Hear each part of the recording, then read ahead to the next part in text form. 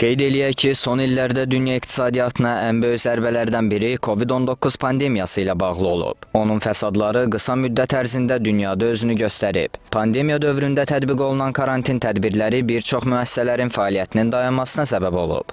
Xüsusilə xidmət sektoru, turizm və ictimai yaşa sahələri böyük itkilərlə üzləşib. Nəticədə milyonlarla insan işsiz qalıb, əhalinin gəlirləri azalıb. Bir çox ölkədə inflyasiyanın artımı sürətlənib. Enerji bazarları da pandemiyadan ciddi təsirlənib. Nəqliyyatın azalması neftə tələbatı aşağı saldığı üçün qiymətlər kəskin şəkildə ucuzlaşıb. Buna görə də enerji ixrac edən ölkələr kəskin gəlir itkisi ilə qarşılaşıb. Bəs müqayisə etsək, qlobal iqtisadiyyata ən çox zərəri pandemiya yoxsa Hörmüz ətrafında yaranan gərginlik vurub?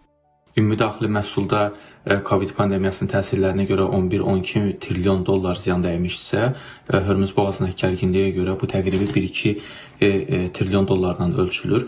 COVID-19 pandemiyasında ümumilikdə demək olar dünyanın hər bir yerində gərginliklər yaşandığı üçün istər hava yolları daşınmasında, istər quru su nəqliyyatında hər yer iflic olmuşsa, amma Hörmüz boğazında təkcə bu boğazda gərginlik yaşanır, amma bunun mənfi cəhətlərindən ən böyüyü odur ki, burada dünya üzrə neftin paylanması bu boğazdan keçir.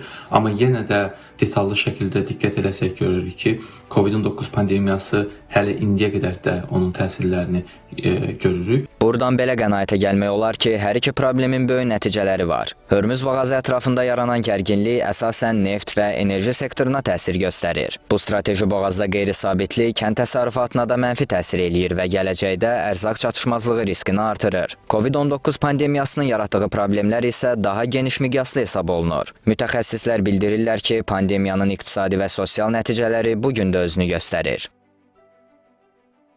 İndi isə fasiləyə ayrılırıq. Qısa fasilədən sonra qarşınızda olacağıq.